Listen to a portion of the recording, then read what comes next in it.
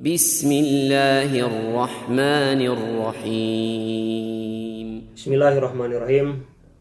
Assalamualaikum warahmatullahi wabarakatuh. Alhamdulillahirabbil alamin.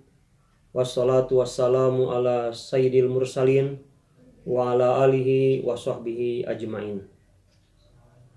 Para pemirsa yang dimuliakan oleh Allah Subhanahu wa taala, kita berjumpa lagi dalam kajian kitab Fi Afaqit Ta'lim.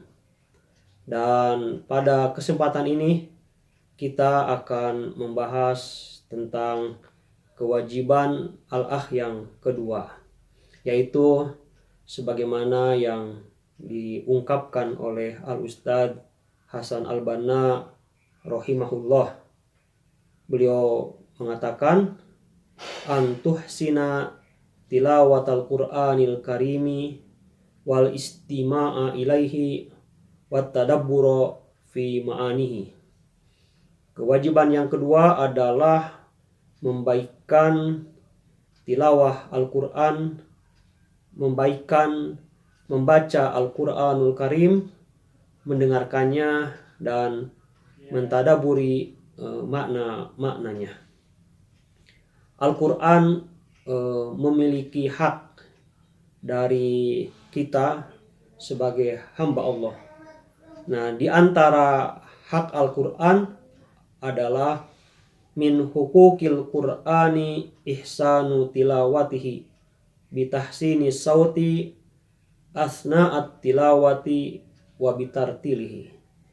Di antara hak Al-Quran adalah membaikkan membacanya, yaitu dengan membaikkan suara saat kita membaca dengan tertib ya, sesuai dengan kaidah-kaidah ilmu tajwid. Allah Subhanahu wa taala berfirman dalam surat Al-Muzammil ayat 4, a'udzubillahi minasyaitonirrajim warattilil Qur'ana tartila. Dan bacalah Al-Quran dengan tartil. Hal ini ditegaskan juga oleh Rasulullah Shallallahu Alaihi Wasallam dalam sebuah hadis yang diriwayatkan dari Sa'ad bin Abi Waqqas radhiyallahu anhu. Beliau bersabda, inna hadal Qur'ana nazala bihuznin fa idza qara'tumuhu fabku fa illam tabku fatabakau wa taghannu bihi faman lam yataghanna bihi falaysa minna, rawahu Ibnu Majah. Nabi Shallallahu alaihi wasallam bersabda, sesungguhnya Al-Qur'an ini diturunkan dengan kesedihan. Apabila kamu membacanya, maka berusahalah untuk menangis. Fa'ilam tabku, apabila tidak mampu menangis, fatabakau, maka berusahalah seolah-olah kita menangis. Wataghannu bihi, ya, dan lakukanlah saat membaca Al-Qur'an. Faman lam yataghanna bihi falaysa minna. Siapa yang tidak melakukan bacaan Al-Quran, maka bukan dari golongan kami. Demikian hadis riwayat Ibnu Majah. Wal muradu bittaghani huna at-tahazzunu wa idharul khusyu'i. Yang dimaksud dengan melakukan Al-Quran di sini adalah bersikap sedih, menunjukkan kesedihan, wa idharul khusyu'i, dan menampakkan kekhusyuan, ma'a tajwidil qiraah, dengan membaikkan membacanya, yaitu sesuai dengan kaidah ilmu tajwid. Dinyatakan dalam hadis dari Jabir, Rasulullah Shallallahu alaihi wasallam bersabda, inna min ahsanin nasi sautan bil Qur'ani alladzi idza sami'tumuhu yaqra'u hasibtumuhu yakhshallah. Sesungguhnya orang yang paling baik suaranya ketika membaca Al-Quran adalah orang yang ketika kamu mendengarnya, kamu menyaksikannya atau mengiranya dia orang yang takut kepada Allah Subhanahu wa ta'ala. Hadis riwayat Ibnu Majah. Nah, sedangkan Ibnu Katsir menyatakan apa yang dimaksud dengan melakukan Al-Quran. Beliau mengatakan wal ghardu annal matluba syar'an innama huwa tahsinu bis saut. Yang tujuan yang dimaksud ya, dengan membaikkan Al-Quran menurut syariah adalah membaikan suara. Membaikan suara yang al-ba'itsu ala tadabburil Qur'ani wa tafahhumihi wal khusyu'i wal khudu'i wal inqiyadi lit-tha'ah. Ya, membaikan suara yang baik tersebut akan membangkitkan untuk semakin mentadaburi Al-Quran, memahaminya, semakin khusyuk, menundukkan, merendahkan diri dan menundukkan ya untuk siap taat kepada Allah Subhanahu wa ta'ala. Nah, fa'ammal aswatu binagmatil muhdasatil murakkabati alal auzani wal awda'il mulhiyah. Nah, adapun ya suara-suara dengan ketukan-ketukan atau irama-irama yang dibuat-buat, yang tersusun dari pola-pola musik yang melalaikan ya, wal qanunil musikoi, dan kaidah-kaidah musik. Nah, fal Qur'anu yunazzahu an hada, maka sesungguhnya Al-Quran itu berlepas diri, terbebas dari semua itu ya.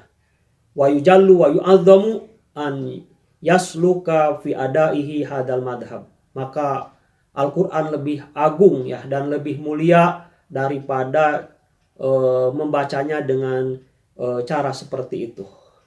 Jadi Ibnu Katsir berpendapat bahwa melakukan Al-Quran yang dilebih-lebihkan ya, dengan suara meliuk-liuk atau sampai melengking, dengan memaksakan panjang yang sangat dipanjangkan, maka hal tersebut menurut beliau adalah sesuatu yang tidak disunahkan. Bahkan waqad ja'atis sunnatu bizajri an dzalik, bahkan terdapat sunnah atau hadis Rasulullah Shallallahu alaihi wasallam yang mencela perbuatan tersebut. Walil qiyami bihaqqil Quran fi tartilihi wa husni tilawatihi, dan agar kita mampu memenuhi hak Al-Quran ya, dalam membacanya secara tartil dan secara baik. Fa inna alal muslimi an yutkina ilma tajwid, maka hendaklah bagi setiap muslim untuk mempelajari dan menguasai ilmu tajwid yang dikarang oleh para ulama, di mana para ulama menyusun ilmu-ilmu tajwid, yaitu tentang bagaimana ya Rasulullah Shallallahu alaihi wasallam dan para sahabat membaca Al-Quran. Nah, di antara ilmu tajwid yang ditawarkan oleh Ustadz Said Hawa, yang pertama adalah kitab Fanu Tajwid Lid-Da'asi, kitab Fanu Tajwid, seni tajwid, yang ditulis oleh Imam Ad-Da'asi. Kemudian ada juga buku Fanu Tanzil li Syairazi, Fanu Tanzil tulisan Imam Asy-Syairazi, dan Haqqut Tilawah karangan Syekh Utsman. Nah, adapun di kita di Indonesia ya, untuk mempelajari ilmu tajwid juga sudah banyak ya buku-buku yang ditulis di dalam bahasa Indonesia. Di antaranya adalah buku panduan tilawah, panduan membaca Al-Quran yang ditulis oleh Al-Ustadz Abdul Aziz Abdul Rauf. Insya Allah ya, buku tersebut akan sangat membantu kita untuk baik dan benar dalam membaca Al-Quran sesuai kaidah tajwid dan sesuai dengan makhorijul hurufnya. Nah, kemudian para pemirsa yang dimuliakan Allah Subhanahu wa Ta'ala, selain hak Al-Quran membaikkan dalam membacanya, hak yang berikutnya adalah mentadaburi makna-maknanya. Allah Subhanahu wa Ta'ala berfirman, afala yatadabbarul Qur'ana walau kana min indi ghairillahi lawajadu fihi ikhtilafan katsira. Apakah mereka tidak mentadaburi Al-Quran? Andaikan Al-Quran bukan datang dari Allah Subhanahu wa Ta'ala, pastilah mereka akan mendapatkan pertentangan yang sangat banyak. Surat An-Nisa ayat 82. Dalam ayat lain Allah juga berfirman, Kitabun anzalnahu ilaika mubarakul liyadabbaru ayatihi waliyatadzakkaru ulul albab. Nah, kitab ini kami turunkan kepadamu dengan penuh berkah agar ditadaburi ayat-ayatnya dan agar orang-orang yang berakal mendapatkan peringatan. Surat Shad ayat 20, surat Shad ayat 39. Nah, kemudian para pemirsa yang dirahmati Allah Subhanahu wa Ta'ala, hak ketiga dari Al-Quran adalah saat bacaan Al-Quran dilantunkan, maka kita diharuskan untuk mendengar, diam, dan menyimaknya.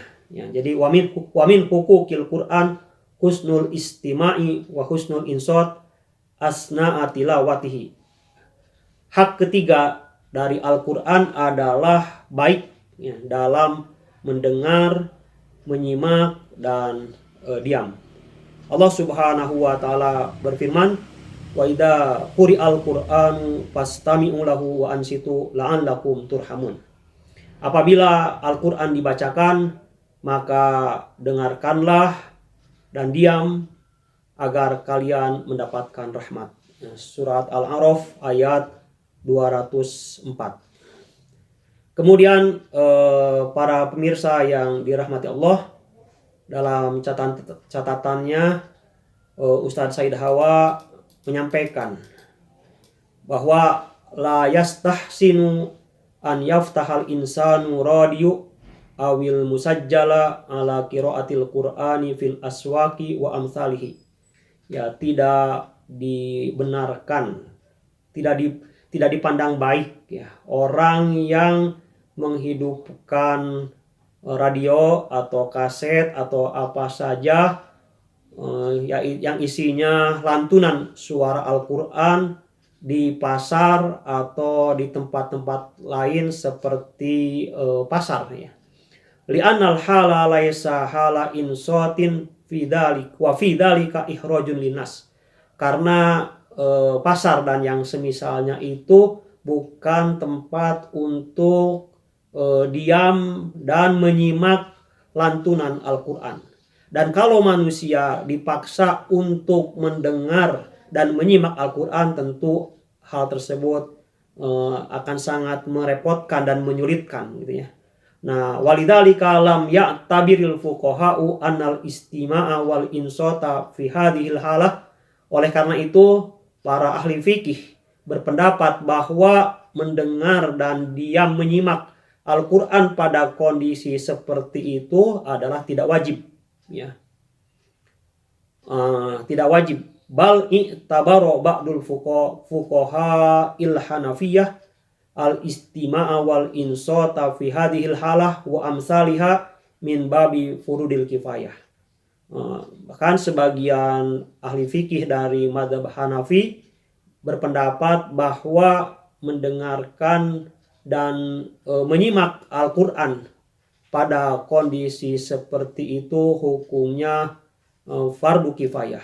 Artinya kalau ada satu atau dua orang yang mendengarkannya maka sudah cukup, sementara yang lain tidak harus ikut menyimak dan mendengarkan Al-Quran.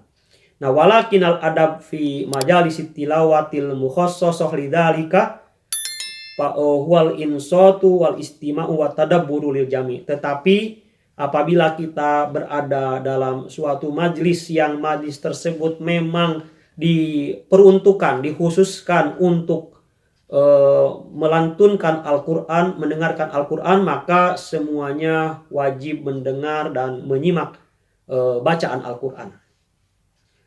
Nah, sebagai tambahan juga, misalkan ketika kita berada dalam mobil dan mungkin penumpangnya banyak gitu ya. Nah, biasanya suka ya ada orang yang menghidupkan lantunan Al-Quran di mobil, sementara yang ada di mobil itu ngobrol satu sama lain. Suara Al-Quran terus terdengar, namun yang ada di situ tidak konsentrasi, tidak fokus untuk mendengarkan Al-Quran, tapi berbicara, ngobrol satu sama lain. Nah, maka dalam kondisi seperti itu sebaiknya tidak menghidupkan kaset atau CD ya, Al-Quran ya. Kalau mau mendengarkan semuanya silahkan hidupkan lantunan Al-Quran, tetapi kalau mau ngobrol ya lebih baik silahkan ngobrol saja tanpa harus menghidupkan suara Al-Quran. Nah, demikian juga misalkan di sekolah-sekolah atau di pesantren ya, ada yang ketika waktu istirahat itu di setel ya, dihidupkan lantunan Al-Quran. Nah, sementara waktunya waktu istirahat, sehingga para santri itu tidak mendengarkan Al-Quran tapi sibuk, ada yang ke kantin, ada yang ngobrol, ada yang main dan yang lainnya. Ya, sebaiknya jangan menghidupkan Al-Quran dalam kondisi seperti itu, karena hal itu mengarah kepada merendahkan dan tidak menghormati Al-Quran. Kalau mau ya setelah selain Al-Quran seperti nasyid ataupun yang lainnya. Nah, demikianlah para pemirsa yang dirahmati Allah Subhanahu wa Ta'ala, kewajiban yang kedua yaitu membaikkan bacaan kita terhadap Al-Quran, kemudian mendengarkan secara baik dan mentadaburinya. Semoga bermanfaat. Sampai jumpa lagi pada episode berikutnya. Wassalamualaikum warahmatullahi wabarakatuh.